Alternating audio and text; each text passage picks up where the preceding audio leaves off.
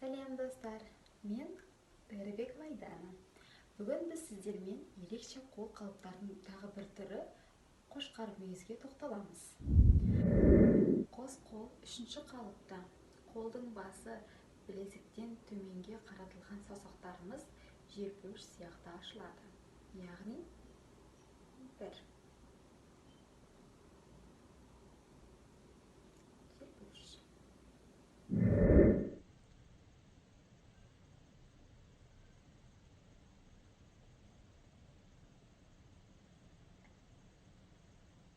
Қос қолымыз екінші қалыпта. Қос шынтақ төменге түсіріліп, қолдың басы білезіктен жоғарыға қаратылып, саусақтарымыз желпуіш сияқты ашылады. Өзімізге қаратылып, яғни ол бір.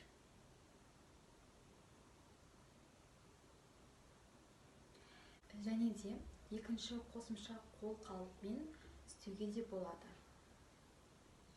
Бір.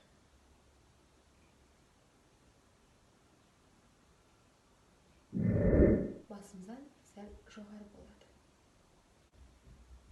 Бір. Екі. Және де үш. Назарларыңызға рахмет.